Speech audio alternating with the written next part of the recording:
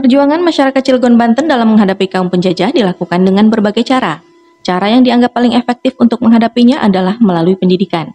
Kiai Haji Syam'un sebagai salah seorang ulama di Cilegon mempunyai harapan dan idealisme yang tinggi untuk mengembangkan potensi masyarakat Cilegon dan sekitarnya melalui pendidikan. Beliau mendirikan sebuah pesantren dengan nama Pesantren Al-Khairiyah dengan mengambil tempat Citanggil sesuai dengan daerah asalnya. Kiai Haji Syam'un sebagai seorang ulama yang juga sekaligus militer pejuang revolusi 1945 berkeinginan agar keberadaan Pesantren Al-Khairiyah menjadi suatu lembaga yang bermanfaat bagi perkembangan dan kesejahteraan umat manusia khususnya daerah Cilegon dan Banten. Keinginan dan harapan Kiai Syam'un menjadi kenyataan. Pesantren Al-Khairiyah mengalami perkembangan yang sangat pesat. Sejak tahun 1916 sampai tahun 1930, Pesantren Al-Khairiyah Citanggil berhasil memasuki masa keemasan. Pada tanggal 26 Februari 1948, Brigjen Kiai Haji Syam'un wafat dalam perang gerilya melawan pendudukan Belanda kedua. Sepeninggal Kiai Haji Syam'un, pada tahun 1951, Al-Khairiyah menjadi perguruan Islam Al-Khairiyah yang berpusat di Citanggil, Kota Cilegon, melalui rapat pleno dengan cabang-cabang Al-Khairiyah. Kemudian pada tahun 1956, Perguruan Islam Al-Khairiyah diubah lagi menjadi Yayasan Perguruan Islam atau YPI Al-Khairiyah melalui Muktamar. SDIT Al-Khairiyah yang lahir dari keinginan yang kuat dan cita-cita mulia dari segenap eksponen YPI Al-Khairiyah untuk melahirkan generasi yang berkarakter, maka dalam pendaftaran penerimaan peserta didik baru atau PBDB tahun pelajaran 2022-2023, bekerja sama dengan Lembaga Psikologi Terapan Grahita Indonesia untuk melakukan asesmen psikologi bagi para calon siswa-siswi. Juga terima kasih kepada pihak dari Grahita Indonesia sebagai penyelenggara tes observasi untuk anak-anak dan Dewan Guru yang hadir pada kesempatan ini. Puji dan syukur kehadirat Allah Subhanahu wa Ta'ala yang telah memberikan limpahan nikmat sehat. Bapak Ibu yang hadir di ruangan ini, perlu saya sampaikan bahwa ini adalah rangkaian kegiatan setelah Sabtu kemarin anak-anak diobservasi oleh Grahita Indonesia dan pihak dari sekolah. Tujuannya adalah untuk lebih ke pemetaan gitu ya Pak, memetakan melihat kemampuan anak-anak kita. Karena memang kita sebagai orang awam, saya katakan saya sendiri sebagai orang awam yang tidak tahu bakat, minat atau kemampuan anak kita sendiri gitu ya. Sehingga dengan kerjasama dengan Grahita Indonesia ini kita semakin bisa memahami kondisi anak kita dan kita kedepannya mau membimbing anak kita ini menjadi ada gambaran. Mungkin kurang lebih seperti itu. Dan tujuannya untuk sekolah adalah untuk melihat kesiapan anak dalam belajar. Itu yang pertama. Yang kedua, nanti hasil ini kan kami dapat untuk memetakan kebutuhan belajar anak. Insya Allah, sekolah kami sudah mulai melakukan pembelajaran berdiferensiasi ya Bu, sehingga profil siswa itu kami butuhkan untuk memberikan perlakuan di dalam kelas, sehingga karena kemampuan tiap anak itu dan bakat tiap anak itu berbeda-beda, sehingga nanti guru bisa mengakomodir kebutuhan anak sesuai dengan Jadi dilihat dari profil peserta didik berdasarkan minat, bakat, dan kemampuan. Untuk hari ini, Grahita Indonesia akan menjelaskan. Bapak Ibu semua sudah pegang amplop coklat kan? Ya, di situ mungkin dibaca, tapi kita nggak paham, gitu ya. Saya juga nggak paham, makanya saya mendengarkan dari tadi sesi pertama. Jadi setelah sambil nanti Bapak menjelaskan sambil dibuka, nanti baru kita ada gambaran seperti apa nanti anak-anak kita. Itu tujuan diadakannya kita berkumpul di ruangan ini. Dan selebihnya saya mengucapkan terima kasih banyak kepada Bapak Ibu yang sudah mempercayakan anak-anaknya untuk insya Allah dididik di sekolah kami dengan akhlakul karimah yang baik, dengan brand kami, dan semoga prestasi pun akademik dan non akademik terus bisa kita tingkatkan. Kepercayaan Bapak Ibu lah yang menjadi modal kami untuk selalu eksis dan menambah hal-hal yang baru sehingga menjadikan sekolah ini lebih baik lagi. Terus terang dapat dikatakan kalau dengan sekolah-sekolah lain kan masih baru ya, tergolong baru SD Tayalhere ini.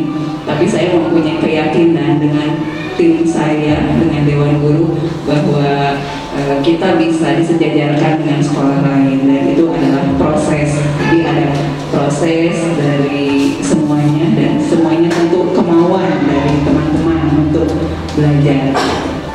Bapak Ibu semuanya, semoga hari ini bisa mendengarkan apa kebutuhan kita, apa yang harus kita lakukan untuk anak-anak kita, dan mungkin bisa menyampaikan kepada saudara yang masih bingung ya. Kami buka gelombang 2, hanya 1 kelas. Kami sudah 3 kelas saat ini, dan kami akan buka gelombang 2, 1 kelas lagi. Mungkin kalau ada saudara, kerabat, teman yang masih bingung anaknya mau di mana, kami persilahkan untuk memberikan informasi. Saya selaku kepala sekolah di SD Tayalhere, mohon maaf apabila ada kesalahan, baik penyambutannya pun seperti ini. Saya akhiri, wassalamualaikum warahmatullahi wabarakatuh. Waalaikumsalam warahmatullahi wabarakatuh.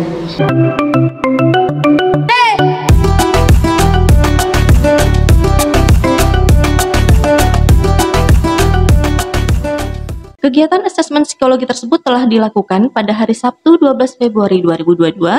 Selanjutnya, pada hari Sabtu 19 Februari 2022, seluruh para calon orang tua murid diundang ke sekolah untuk menerima hasil diagnosa psikologis putra-putrinya.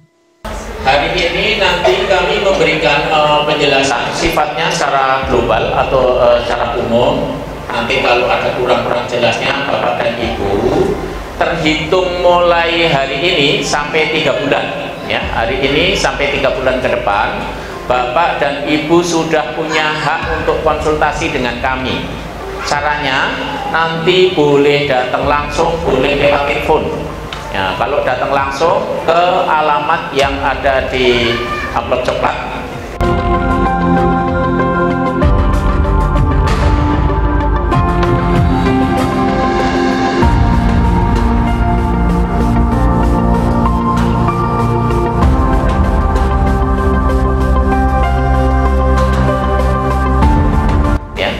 Yaitu gampangnya di Grand Sutra atau di Pakupatan atau di Serang ya.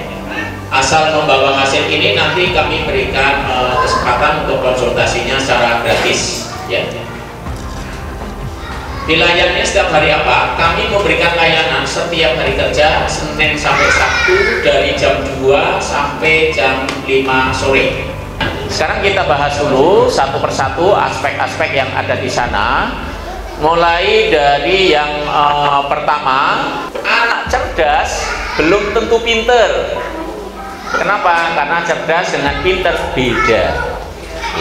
Cerdas itu talenta atau modal atau potensi, pinter itu hasil proses belajar. Ya, kalau kita yang ada di ruangan ini ada 40 orang atau 50 orang, ya pasti 50 orang itu memiliki kepintaran yang berbeda-beda. ya, tergantung basic pendidikannya. Ya. Nah, kalau anak saya cerdas, belum tentu pinter. Supaya pinter gimana? Nah, supaya pinter, jawabannya di bawahnya, Bu, di B. Ya. Ada yang ditulis dengan teknik pengajarannya, ada yang ditulis simultan, ada yang ditulis dengan teknik stratum. Nah, baru. Jadi ini modal untuk pinter. Simultan atau stratum adalah cara kita atau cara orang tua atau guru mengajar supaya anak ini jadi pinter. Nah, jangan mubazir, cerdas kok nggak pinter gitu. Nah, sekarang saya mulai dari yang simultan dulu. Simultan, kalau ada yang ditulis di sana dengan istilah simultan. Simultan itu teknik pengajaran yang tematik, bertahap, berkesinambungan. Tematik bertahap berkesinambungan itu kayak apa? Tematik bertahap berkesinambungan itu saya sering menjelaskan mirip-mirip kayak sinetron. Nah, sinetron itu kalau mau menayangkan episode hari ini nggak langsung. Ada proses namanya reviewing. Reviewing itu pengulangan. Jadi episode yang kemarin ditayangkan dulu sedikit yang inti, baru hari ini ceritanya tentang apa? Tentang apanya nyambung sama yang kemarin, nggak loncat. Nah, kalau belajar kira-kira juga sama kayak gitu. Kemudian yang paling menarik dari sinetron adalah cara memutus atau cara memotong. Sinetron rata-rata di-cut pada saat cerita itu lagi seru, bersambung. Nah, itu penasaran, dibikin. Ini namanya untuk membangun insight. Insight itu biar gampangnya penasaran. Nah, biar tambah penasaran banget, next episode yang akan datang ceritanya kayak. Nah, belajar untuk anak yang seperti ini sebaiknya dengan cara tadi. Jangan sampai berhentinya gara-gara dia udah terlalu capek, berhentinya gara-gara udah ngantuk, berhentinya gara-gara udah marah-marah. Nah, kalau berhentinya karena ini, nah ini yang menyebabkan persepsi anak jadi keliru. Belajar sama dengan menyebalkan. Tapi cara ini yang hanya cocok untuk anak ini, nggak cocok untuk anak yang di sana ditulis dengan istilah stratum. Nah, kalau yang stratum, kalau cara ngajarnya kayak tadi, dia malah nggak suka.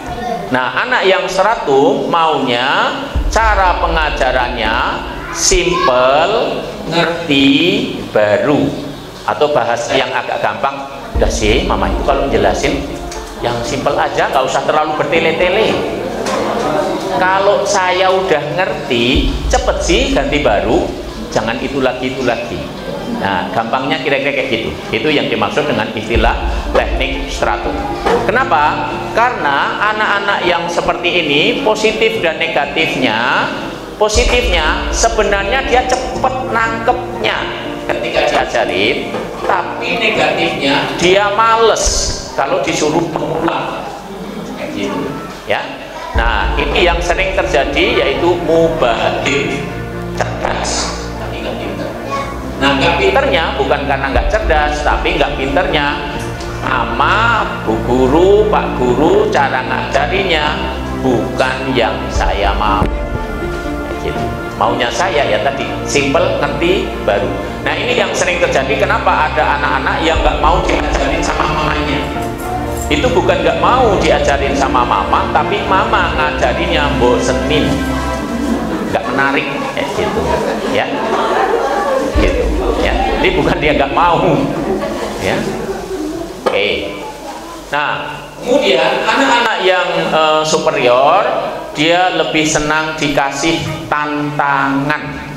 Nah, dia nggak senang kalau kesannya digurui, itu malah nggak suka.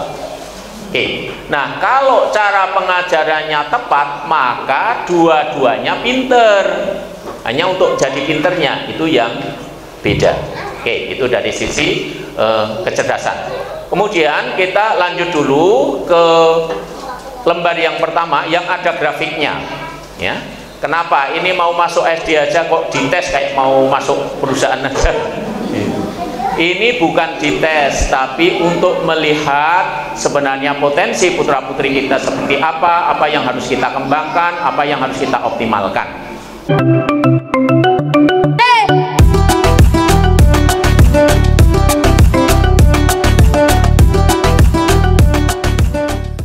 Pada kesempatan tersebut, seluruh orang tua murid menerima hasil diagnosa psikologis dan juga sekaligus penjelasannya yang disampaikan oleh Suharjan MC dari Grahita Indonesia. Perkenalkan, saya ibu dari wali murid baru TK Al-Heriyah. Nama saya Ibu Vina Restiana. Anak saya bernama Rifat Rajendra Mirja dan alhamdulillah hari ini kami para orang tua mengambil hasil tes observasi Sabtu kemarin. Untuk penjelasan sekarang sih ya Bunda ya, alhamdulillah cukup puas, memuaskan juga, cukup ngerti juga itu dengan hasilnya. Ya mudah-mudahan nanti kedepannya bisa diperbaikin lagi apa yang kekurangan dari anak kami itu.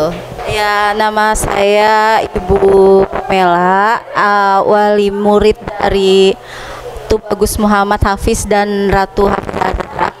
Saya kembar di sini, masuk dua-duanya. Iya, cewek cowok. Jadi dua anak, jadi unsurnya beda. Ada yang satu ya begini, yang satu begini. Jadi saya bingung yang mana yang saya liatin yang mana nih. Jadinya ya mungkin mau bertanya-tanya lebih detail lagi mungkin karena belum begitu jelas karena dua anak. Jadi nanti mungkin lewat ini aja WhatsApp atau lewat apa gitu. Terima kasih Pak. Nama saya wali murid dari Rahel Latisa Zahra dari TK Al-Heriyah. Nama saya Rika Ayu. Jadi cukup penjelasan dari yang tadi Bapak sampaikan. Sebetulnya itu kita sebagai orang tua jadi tahu Pak, tahu psikologi anak kita seperti apa. Jadi kita punya cara untuk mengatasi anak itu seperti apa. Jadi kita tahu, karena yang menilai kan dari hasil tes ini selama ini kita belum tahu nih anak kita karakternya seperti apa, kekurangannya. Nah kegunaannya mungkin kita tahu nih, oh si anak ini gimana, kurangnya anak ini gimana. Jadi manfaatnya orang tua itu jadi lebih tahu cara paham untuk mendidik ke depannya lebih baik itu seperti apa. Seperti itu sih Pak. Terima kasih.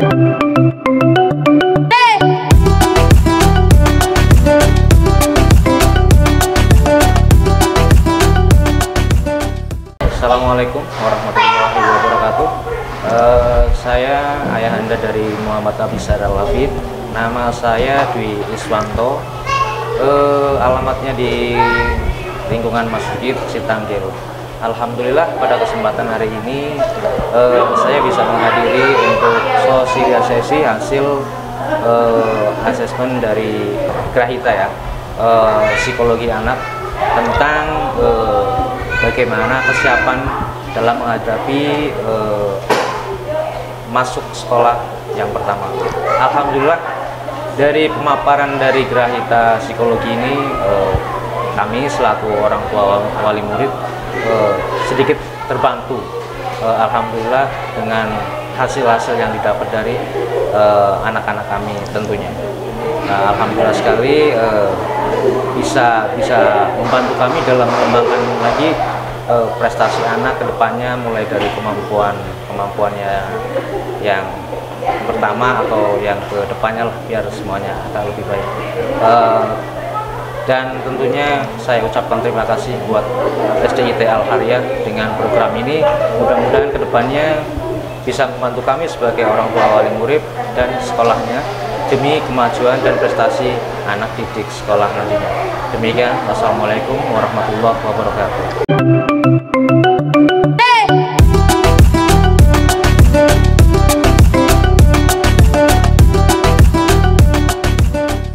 Dengan kegiatan ini diharapkan seluruh orang tua murid dapat memberikan pendidikan dan pendampingan psikologis secara tepat ketika anak di rumah, sehingga mereka bisa berkembang dan bertumbuh secara ideal.